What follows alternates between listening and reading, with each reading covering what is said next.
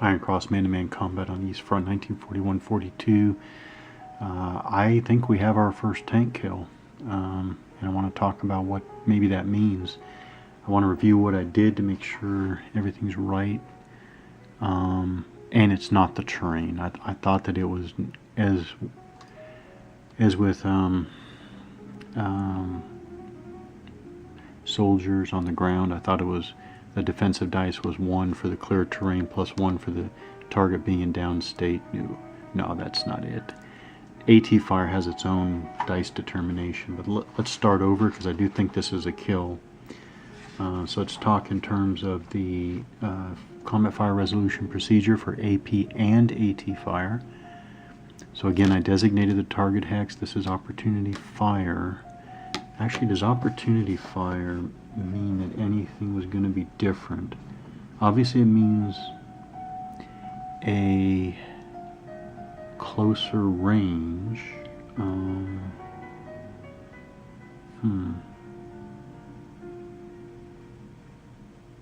Combat results from opportunity fire have their normal effects.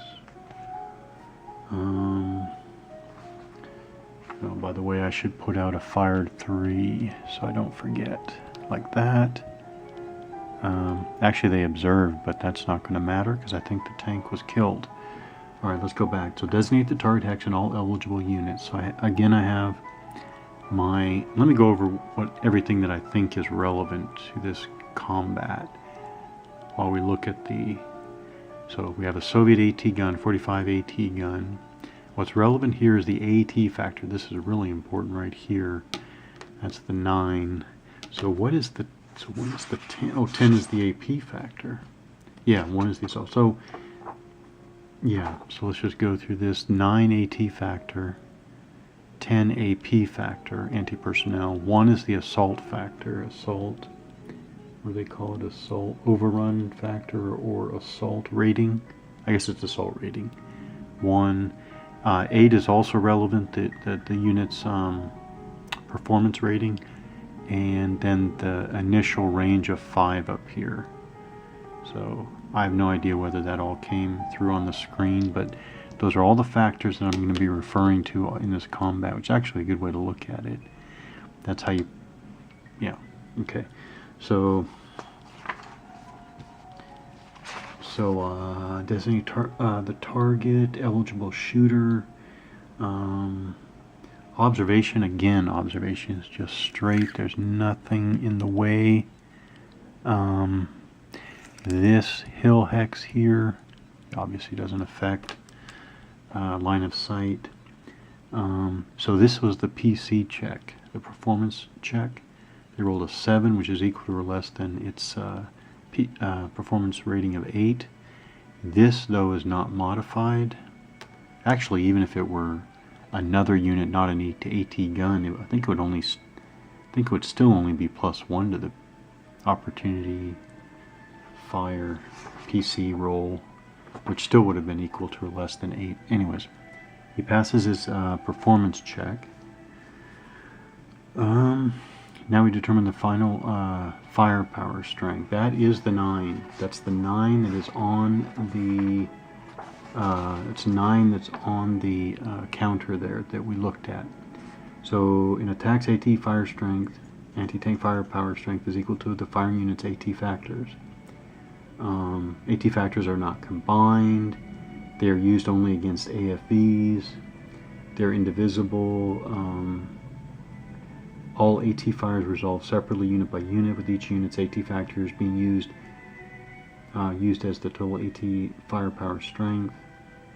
Here we go. AT firepower total is never modified for terrain. So they don't even have to consider any of that, even though the tank is in clear anyways. All AT fire, except by ATRs, has an unlimited range, okay? Only ATRs are subject to range attenuation, okay? So that doesn't matter here because this is opportunity fire, so the AT gun is limited to its printed initial range of 5 anyways, which the target is at a range of 5. So now we go to AT dice determination. How many dice are we going to be rolling? So this is where it's determine final firepower. So final firepower is 9. Let's just put the 9 here to remember before we come back to it. Where's 9? Jeez. 9, there's 9. Okay, AT firepower strength is 9. Now we determine the number of dice, 12.2. This is what's different. If the firing unit has not moved during the player turn, and he hasn't moved because he has no movement marker of any type associated with it, so it hasn't moved. 2 dice are rolled. If it moved, 3 dice are rolled. And then there's an exception for German Stug units. Hey, I don't remember seeing a Stug. Oh, okay, there it is. Never mind, there's the Stug unit. All right, and that's it. So it's 2 or 3 dice. So we rolled 2 dice right there. So we roll the dice and apply the result. I roll a 5, and that's important. Let's see. That is what? That's slightly below average. Slightly. So we go to combat results. The attacker rolls the number of dice and totals them. 5. This number will be modified as follows. If the firing unit is in the target AFE's frontal area, add the target AFE's frontal armor factor to the dice total.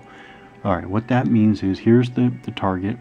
Draw a line out in hexes from the front hex out like this, front hex out like this. This is the frontal area.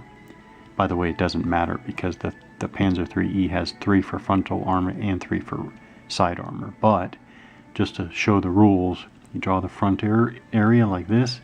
The shooter is coming in through the frontal area, so we use the frontal armor, which is the top number, which, by the way, I should have talked about what's relevant on the target. The target unit, the only thing that's relevant on the target unit actually is the armor values, which are going to be hard to see. But there's a, I don't know if that's going to come through or not, but there's a, well, here's a 3 and a 3 over here. Top 3 is frontal armor, the bottom 3 is side armor. So anyways, it has frontal armor of 3, that's what's relevant. That's why I put the 3 die out here to remind me. Alright, so if the fire is coming in through the front area, add the frontal armor. Otherwise, add the flank armor or side armor. So now we have a dice roll of 5 plus 3 for the target's front armor, for a total of 8, and that's significant. If the target AFE is on a level higher than the firing unit, add 1 to the dice roll. So that's for smaller target silhouette, but this is flat. This is even terrain there. If the final result, here is 8, is equal to or less than the AT firepower total, which was 9, the AFE is destroyed. The AFE is removed from the map and replaced with a rect marker. Again, just like an AP fire, you have on a dice roll of all 1s. No modifiers are added to the dice roll and the AFE is automatically destroyed. When an AFE that is stacked with friendly infantry is destroyed, the infantry are immediately suppressed. Alright, so let's talk while we are here talking about this. Let's move all this away.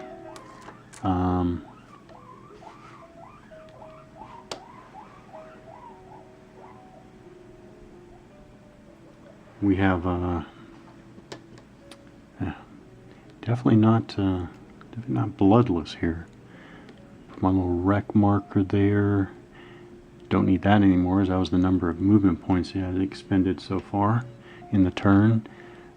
Don't need this, yeah, because he was moving in the 3rd phase. Doesn't matter, it's a rec now. Alright, but this unit, this is important, this unit fired in the 3rd phase. I do need that. Now underneath, these guys fired in the previous 6th phase. Does that matter?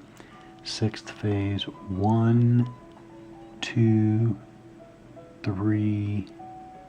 Well, actually, it's relevant right now, but I'm assuming it's not gonna matter after this phase. Wait a minute. After this phase, it would be removed. I'm assuming it's not going to matter in this phase. So that unit, let's see, how do I want to do this?